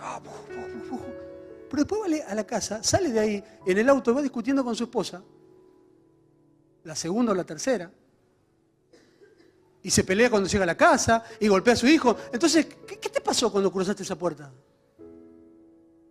¿Y si no te pongo más la puerta para que sea siempre igual? A ver, ¿cómo ministras sin un micrófono empujando gente? A ver, hacelo. Pero no porque yo soy juez. No, háganmelo a mí, por favor, se lo pido, háganmelo a mí. Sacame el micrófono a ver cómo estoy en mi casa. Para que sea expuesto a la iglesia. La iglesia es esa. No, pero la iglesia es esta. No, esto es una congregación de la iglesia. Pero seamos honestos en lo que pasa. Entonces, vos venís acá, estás bien, con la bendición, qué linda reunión, salís de acá. ¿Y qué dice de vos todos los días de tu vida, en tu casa, en tu trabajo? Entonces parecemos gente disociada. Entonces cuando los de afuera dicen, ese es un charlatán, tienen razón muchas veces. No digo siempre, muchas veces tienen razón. Entonces, ¿qué vas a hacer con eso? No, están atacando a la iglesia. No, no están atacando a la iglesia. La iglesia no la puede atacar ni Satanás. ¿Quién va a prevalecer contra la iglesia? Dice, nadie. Ojo, están hablando de vos, no atacando a la iglesia. Pero nosotros nos escudamos tras sacrilegio. Vamos a saltarle. No le salte. ¿Por qué no saltás para adentro y te mirás? ¿Qué está diciendo? Claro, porque a lo mejor el 80% de la iglesia sale y hace otra cosa afuera. Pero si es el que me engañó. No, bueno, pero es que se convirtió hace 8 años. No, me engañó el mes pasado. Entonces yo digo, a veces eso me agarra como una urgencia adentro. Y me divido yo también, porque a veces me siento como conforme y a veces me urge. Pero cuando me urge, me urge. Y digo, pero no me urge con condenación. Digo, ¿no seré yo responsable? En parte, tampoco me hago el responsable de todo, ¿no? Pero digo, ¿no seré yo el responsable de que le estoy dando a esta gente, alimentándole ese banquito donde se siente que está haciendo las cosas bien y que después tolera toda esa vida y yo esperando que en algún momento... Y digo, ¿no será que a lo mejor no cambia? No porque Cristo no haya hecho todo lo que hizo por él, porque Cristo ya lo hizo, no porque tenga un mal corazón, porque quiere. ¿No será que el sistema en el cual nos metemos para creer que esto es la iglesia, que acá, entonces acá todos se disfrazan de ministros? Y me ministrás acá y me ministrás, y salís afuera y dejaste de ser ministro. Ya no podés ministrar a nadie. ¿Cómo es eso? No. Es raro, ¿no? Es raro. Entonces esto lo tenemos que hacer y tenemos que dejar de hacer esto y dejar de ser ministro. No. Este es el lugar para seguir haciéndolo y para seguir siendo ministro. La pregunta es, ¿cómo podemos hacer para que seas ministro todo el tiempo? Y Seba tiene que ver con la conciencia, ¿no? Digo, tiene que ver con la conciencia, ¿no? Tiene mucho que ver. Vos dijiste, yo el otro día prediqué sobre la conciencia. Por eso Pablo decía, cuando alguien habla en lengua, traten de que también sea entendible para que la conciencia pueda comer algo. Porque si yo no me hago consciente de la palabra, y la conciencia es el aquí y el ahora, esto lo puedo hacer. No es un mensaje utópico inalcanzable. Entonces se me disocia la cabeza y después se me disocian las acciones. ¿Por qué? Porque yo vengo, me siento ahí y digo, wow, no, porque el Roger, el ese Fornero, ¿qué ministro? Sebastián Palermo, ¿no? Mati, wow.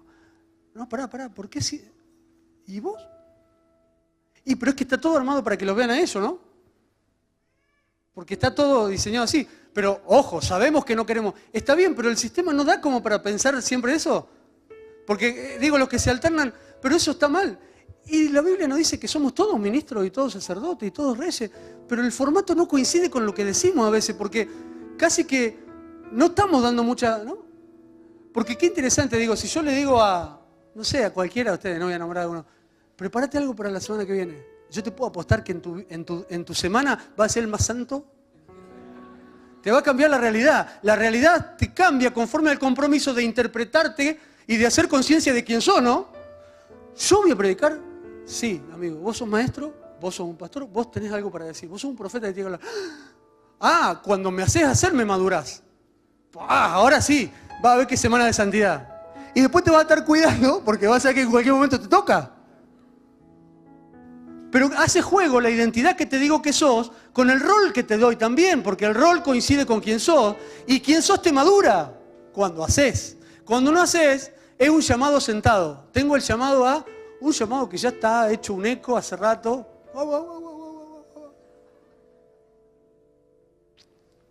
Ahora decís, Pablo, pero no somos muchos para pasar todo adelante. Es que lo que tendríamos que eliminar es el adelante, ¿no?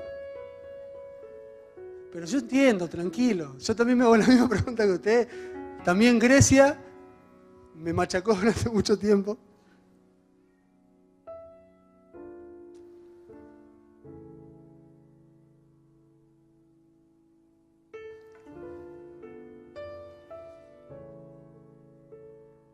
Qué lindo momento, ¿no? En la historia. Yo cuando me salgo del modo confronte me pongo en el modo de dar gracias a Dios. Yo nunca hubiese soñado en mi vida poder entender estas cosas. Y ustedes que no me conocen, créanme, Seba, Lucy que me conocen, no hubo ningún mérito mío para que me fuera concedido algo.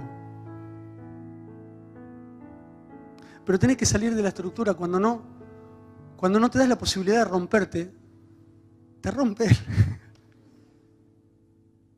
Pero Él lo hace. Entonces tenemos que tener confianza en eso. Que Él hace. Y que Él es el más interesado en hacer. ¿Estamos bien con el tiempo ya?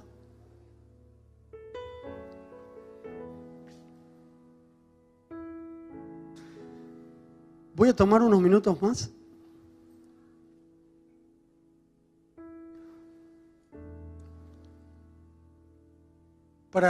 Quiero ser rápido en esto. Porque no lo quería compartir, pero lo voy a compartir. Simplemente esto, que también a veces nos hemos confabulado en la estructura con espíritus que han reducido mucho el Evangelio. Esto lo hablé un poco, bastante lo hablé en el encuentro de hombres. Y que tiene que ver con el entendimiento de la dimensión del Evangelio. Escuchen, yo una vez tuve una imagen, se la presenté a la iglesia para que entendieran lo que me pasó por dentro. Ustedes, a ver, cierren los ojos. Miren, imagínense un Cristo grandote así como el Cristo Redentor, pero más grande. Solo que en esa posición así como con los brazos abiertos. ¿Vieron que dice que Él sostiene todo? Que Él sostiene todo. Ahora imagínense ese Cristo así gigante, grandote, y alrededor de Él girando las galaxias de las galaxias de las galaxias. Y todas las galaxias sostenidas por la palabra de su poder. Y todo girando alrededor de Él. Él es el sol de los soles, Él es el rey de los reyes, el señor de los señores, el señor de la tierra, del cielo, de lo que está encima del cielo, debajo de la tierra, de todo. Ahora imaginen en las galaxias de galaxia, de galaxia, de galaxia, la Tierra. La Tierra es ni siquiera visible cuando estamos en esta dimensión de vista. Cuando estamos en esta dimensión de vista donde todas las galaxias de galaxias giran alrededor de Cristo y Cristo es más grande que todas ellas, la Tierra es un puntito que no se ve absolutamente para nada. Pero ahora métase ahí en la Tierra Y dentro de la tierra, de todo lo que es la tierra, del mar, del cielo, de las aves, de las bestias del campo, de la forestación, de la vegetación, de la flora, de la fauna, de las montañas, de los ríos, imagine el ser humano. Y dentro del ser humano, o sea, dentro de ese grupito ya tan chiquitito, usted, yo, cada uno de nosotros, mírese a sí mismo. Está bien, abre los ojos.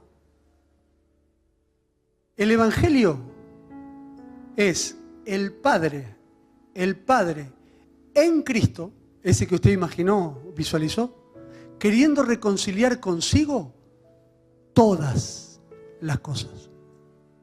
Las galaxias de las galaxias, los soles, las estrellas, lo que está, las principados y potestades que ni tenemos idea que andan dando vuelta por ahí, el cielo, la tierra y tu vida. Creer que la redención es solo para el hombre y luego solo para mí es hacer de un evangelio que tiene dimensiones inescrutables algo tan chiquitito como nuestra miseria. Y hemos tenido una religión, porque este no fue Cristo, hemos tenido una religiosidad que hizo y adaptó un mensaje tan chiquito como eso. Vuelvo a la imagen que le dije al principio. Usted nunca se puso a pensar que si tan importante fuera solo un humano, a ver, un humano es importante para él, pero claro que sí, solo que quiero sacarlo un ratito de ahí para mostrarle. ¿Vieron cuando le dije que le quiero mostrar la misma casa de otro lugar? No estoy diciendo que usted no es importante, estoy mostrándole todo lo otro, para que no se cree que empieza y termina ahí. Madurez. Entonces es imposible que yo cuando voy madurando no pueda ver la dimensión del Evangelio desde otro lugar.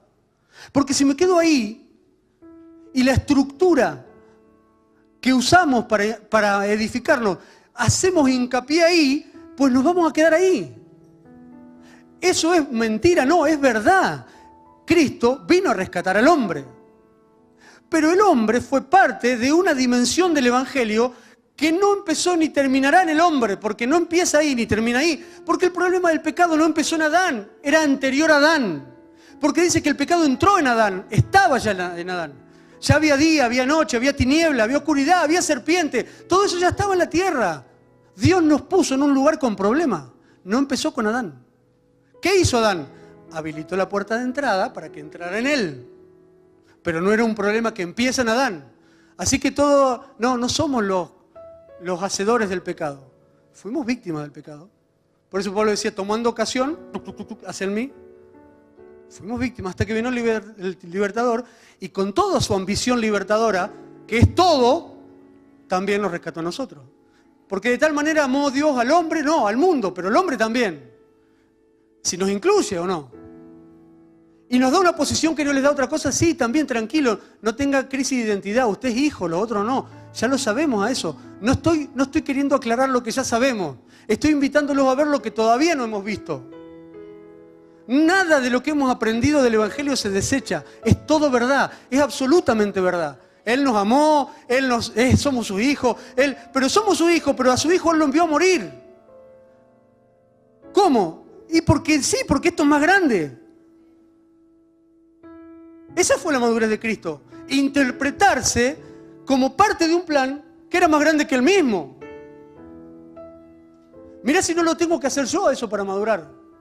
Entonces todo evangelio hombre céntrico tiene que caerse y tiene que levantarse un evangelio con una dimensión que haga juego con la temporada de entendimiento que tenemos, a donde también le digamos al hombre que él fue parte de la redención, que es hijo, que lo ama, que tiene que formar una identidad, que tiene que sanar. Obviamente que sí, que tiene que hacer juego con ese llamado, pero tiene que haber un momento en el que la iglesia salga de ese nivel de madurez para entrar en una dimensión en donde ya la prédica va a principado y potestad en los lugares espirituales, porque somos coherederos y corredentores. Corredentores no porque pagamos el precio, sino porque somos los anunciadores del que pagó el precio. Pero soy corredentor, porque si yo no hago mi parte, alguien la va a tener que hacer. Ponernos en el lugar correcto. De un mensaje que es grandísimo, que estaba en Cristo, que estaba el Padre en Cristo reconciliando consigo al mundo, no tomándole en cuenta a los hombres sus pecados. ¿Por qué los hombres y al mundo no? Porque primero es el hombre, porque el hombre redime al resto, porque es una línea de autoridad. Pero hay que entender cuando uno lee qué está leyendo. Él quiere rescatar todo. ¿Por qué nosotros primero? Porque Cristo es la primicia, luego nosotros, los que somos de Cristo, y luego lo que viene. Hay un orden redentivo que tiene que ser respetado, que tiene que ser madurado. Pero no nos podemos quedar en la dimensión, hagamos una iglesia solo para redimir al hombre. Está bien, claro que sí, y que siga habiendo iglesias redentivas, pero que por favor los dejen salir de la estructura para que en algún momento puedan acceder a la iglesia de Josué y Caleb. Para que Josué y Caleb le digan, listo, está, ya saliste, pero no te me quedes en el desierto, vamos, pum, para adelante, y que del otro lado lo agarre otro y lo lleve a otro nivel de madurez. Pero si yo, con un sistema religioso, si te vas me abandonás, porque vos naciste acá y yo soy tu papá espiritual. No, no entendiste nada, ni Pablo. Ya Pablo se había dado cuenta que eso no funcionaba. El que da el crecimiento del Señor. Llegó tu tiempo de madurez, volá, listo. Y espero que venga el que sigue, porque tenemos una especialización. Nosotros maduramos carácter, Josué y Caleb, para que entren en la tierra prometida. ¡Pum! Vaya para allá. Venga otro. Pero de allá no te lo mandan, porque cuando sale uno, no, ¿por qué? ¿Por qué lo recibiste? Porque ya se le terminó el tiempo de la fiesta pentecostal abajo. No digo de los pentecostales, ¿no? Yo cuando hablo de fiesta hago del chingui chingui, que está bien para un tiempo. Pero esa es la fiesta bajo el Sinaí, cuando lo ve bajar con gloria al ungido, y está bien. Y así habitan mucho, ¿no? Porque viene con gloria al ungido, entonces, ¡oh, el ungido! ¡Ah! Pero vos sabés que mientras no estaba vos, mirá, nos hicimos un becerrito. Bueno, ya va a pasar. Moisés intercede. ¿Eso está mal? No, es un tiempo. Alguien tiene que interceder mientras el niño es niño, ¿o no? Ahí lo tiene que llevar y está bien Moisés. Pero siempre Moisés. ¿No te das cuenta que vos no podés ser Josué y Caleb? Porque vivís peleando con Josué y Caleb, ¿no? Son esos dos pastores que uno tiene un llamado evangelístico precioso y que administra masas de gente que se convierte, y otro que tenés una iglesia parecida a esta, ¿no? En donde estamos todo el tiempo desafiados a más, donde tenemos que vencer el temor, porque acá ya el temor no te sirve, porque tenés que avanzar a la tierra prometida. Entonces se encuentran los dos pastores y se critican, ¿no? Y no se dan cuenta que están laburando para el mismo. Especializados en lugares diferentes, pero mirá si este pudiera entenderlo, ninguno se apropiara de lo que no es de él, porque es la iglesia de Cristo, y en vez de ser la iglesia nuevamente de Palermo o la iglesia fuera la iglesia de Córdoba. En un tránsito de la gente avanzando en madurez por las especializaciones que tienen que pasar. Pero hay que entenderlo. Bueno, pero alguien lo va entendiendo, ¿no? Algunos lo van entendiendo, alguien lo entenderá, y a lo mejor en algún momento esto es realidad. Pero ahora, no, pero eso que está diciendo es muy difícil. Sí, ya sé, pero ¿por qué difícil no lo vamos a hacer? Nos quedemos acomodados entonces en lo difícil, porque es re difícil. No, pero luchemos con toda nuestra fuerza. Mira si nos toca a nosotros transformar eso. Yo quiero, ¿no? Yo quiero eso. Entender. Por eso hay que reinterpretarse. Nosotros interpretamos que el que se convierte acá, nace acá, está al lado del pastor, tiene que quedarse acá, morir acá, vivir acá, ministrar acá, porque es una interpretación que nos enseñó la religiosidad. Así interpretábamos la iglesia. Entonces digo, ¿y si las reinterpretamos? En el espíritu reinterpretamos la iglesia, reinterpretamos los ministerios, reinterpretamos la liturgia, una palabra rara, ¿viste? Que también ya te genera controversia de entrada. La palabra es fea, ¿no? Pero, ¿qué hay cuando os reunís? ¿Para qué os reunís? Preguntémonos eso, mira, las preguntas básicas. Hagámonos la pregunta del joven rico, la segunda. ¿Qué más nos falta? Preguntémonos, ¿qué hay cuando nos reunimos, Señor? ¿Qué hay? ¿Qué hay? ¿Qué hay? ¿Qué hay que hacer? Primero, ¿qué hay que entender? Para por lo menos hacerlo bajo la guía, ¿no? Del Espíritu Santo. ¿Hay que entender algo? Una de las cosas, vuelvo a repetir, es entender el misterio del Evangelio. Es un misterio, pero por lo menos entenderlo con mayor capacidad de madurez.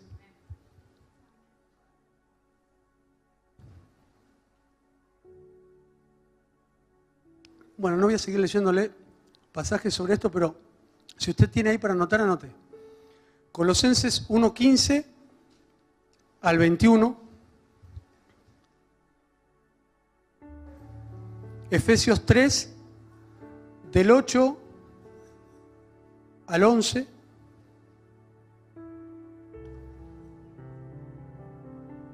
Segunda Corintios 5:19. Efesios 1, 8 al 10. ¿Son pasajes de qué estos? De la dimensión del Evangelio. Entonces, termino con esto solo. El hombre nunca fue, es ni será el centro del Evangelio. El centro del Evangelio ni siquiera es Cristo, escucha. El centro del Evangelio es el Padre, que quiere reconciliar consigo. Por eso Él es el centro. Todas las cosas. Por eso dice, después léalo, en Corintios 15 dice que el Padre sujetó a Cristo todas las cosas, menos una. A Él mismo. Entonces dice que cuando nosotros terminemos de hacer lo que tenemos que hacer, Cristo va a reunir todas las cosas y Él mismo se va a presentar delante del Padre para entregarle al Padre todas las cosas. Y Él mismo se sujeta al Padre.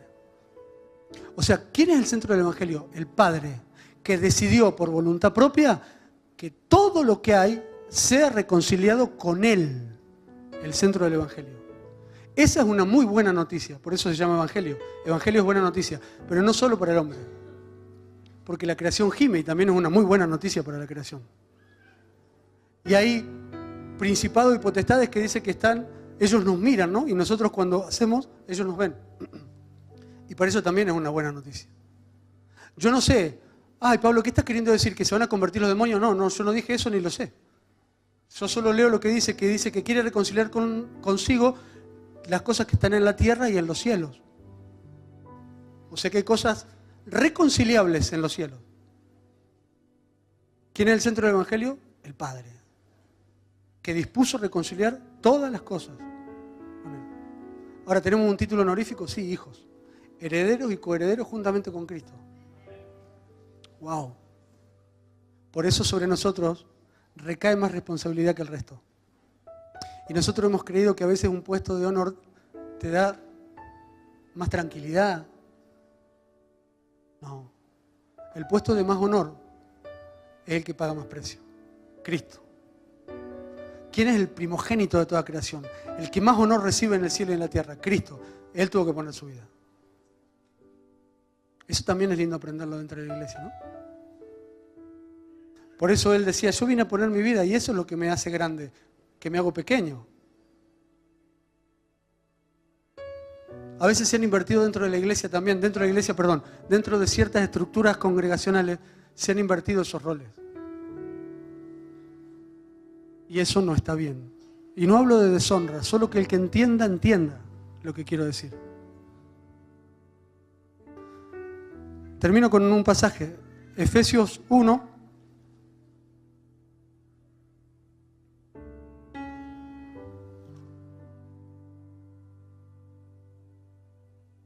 Del 17 al 23.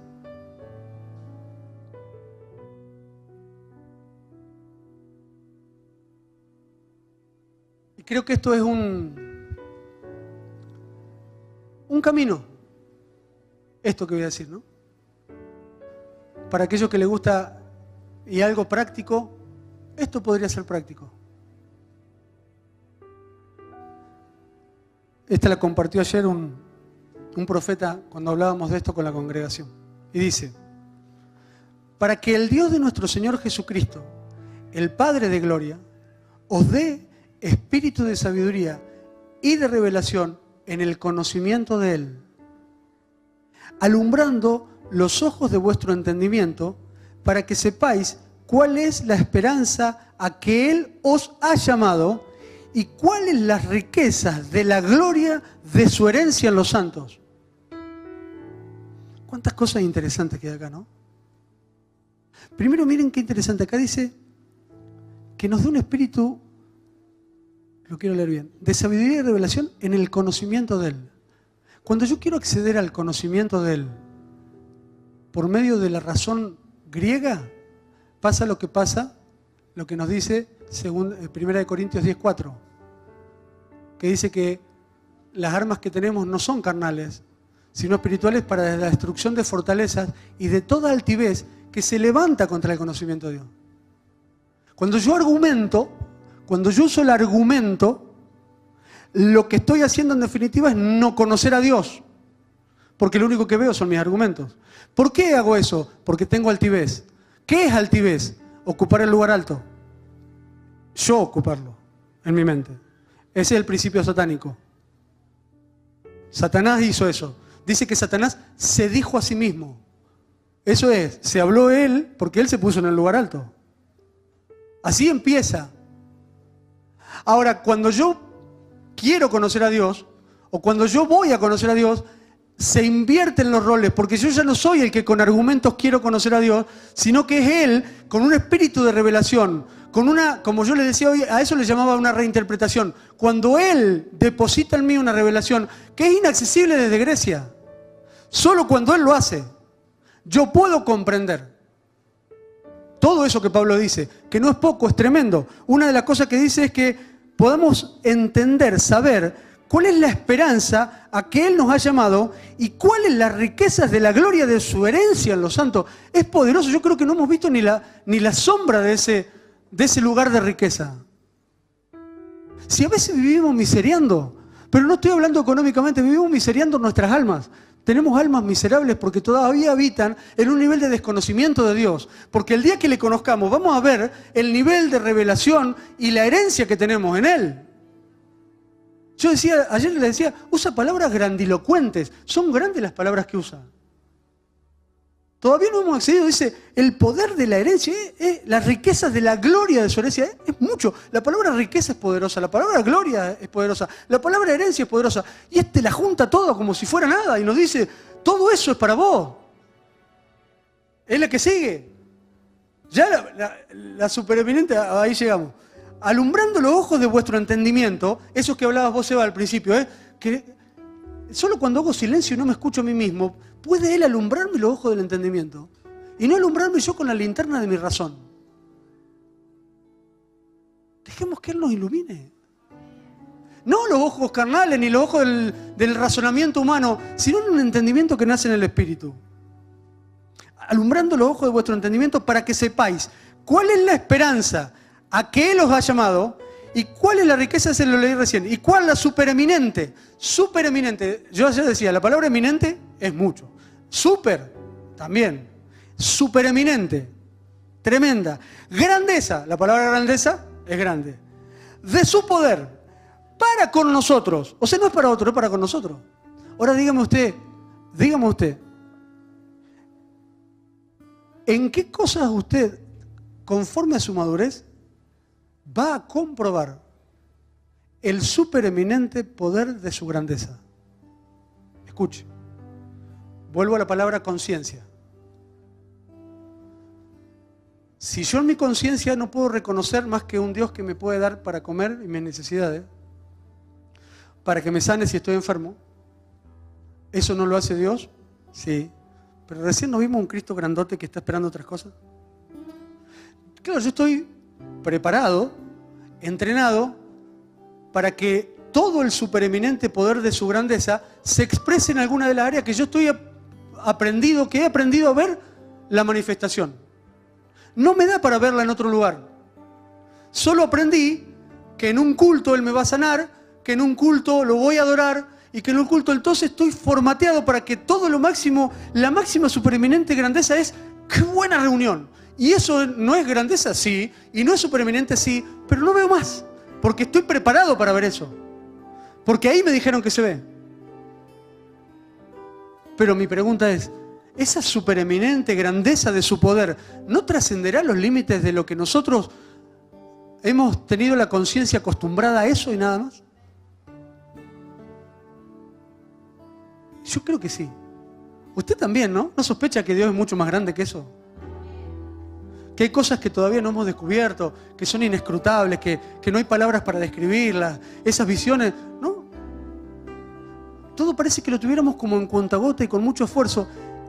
¿No tendremos que cambiarnos de lugar para que eso que era en cuentagota, para que ese maná que caía en cuentagota en el desierto sea una tierra donde fluye leche y miel y cada pámpano sea así y no lo pueda ni contemplar? Porque el supereminente poder de su grandeza también tiene que ver con dónde estoy parado para verlo, ¿no? Si estoy parado en el desierto, puedo ver eso. Si estoy parado en la tierra prometida, puedo ver eso. Si estoy en Babilonia, puedo ver eso. Según donde yo esté parado, va a ser la conciencia de la supereminente grandeza que espero ver. ¿A dónde esperamos verla hoy? ¿Acá en la iglesia de vuelta el domingo que viene? Buenísimo. ¿Algún lugar más? ¿De alguna manera? ¿Cómo vamos a comprobar esa grandeza? Pero esto no es sin dirección, porque al principio nos dice que se han alumbrado los ojos del entendimiento para comprobar eso. No lo podemos hacer sin entendimiento. No podemos hacer novedades porque sí, para ver si la pegamos de casualidad. Ahora, ¿cuál es el camino para acceder a eso? Y el camino, mirá, ya Lucy lo había dicho hace tanto, es la oración. Porque dice, oro por ustedes. Yo oro por ustedes. No se los puedo explicar, porque no te lo puedo explicar, decía Pablo, ¿no? Pero yo oro por ustedes para que Él les haga ver lo que me hizo ver a mí. Lo que me hizo ver a mí ni siquiera se los puedo explicar. Yo conozco un hombre que vio, pero vio cosas que no se pueden, son inexpresables, no las puedo expresar. Eso decía Pablo. Pero yo oro, para que ustedes puedan verlo. Y después de verlo, sí la dirección de a dónde vamos. ¿Les parece que pueden empezar, que podremos empezar un tiempo de intercesión con una dirección casi única, ¿no? Que sea... Y yo digo, primero yo agradecería. Yo diría, gracias, Señor. Porque no llegamos acá por nuestro esfuerzo. Porque fue tu gracia, tu justicia, tu amor, todo junto, todo vos en nosotros. Solo que no queremos quedarnos en esta instancia, queremos ir más allá. A cualquier lado no. Queremos ir al lugar donde quieras llevarnos. Entonces, danos revelación, danos entendimiento. No solo sobre nosotros, sino sobre esta tierra, sobre el lugar de mi administración. Nosotros ayer cuando oramos con la congregación lo hicimos no solo por nosotros, lo hicimos por todas las congregaciones, por toda la iglesia de Rosario. Y por todo aquel lugar que Dios nos haya concedido como autoridad. Porque Pablo no oraba por cualquiera, Pablo oraba por ellos. Porque estaban bajo su autoridad. Porque todo lo que está bajo mi autoridad, yo puedo ejercer sobre eso. Dominio. ¿Y qué dominio voy a ejercer? Voy a orar para que ellos tengan revelación. Amén.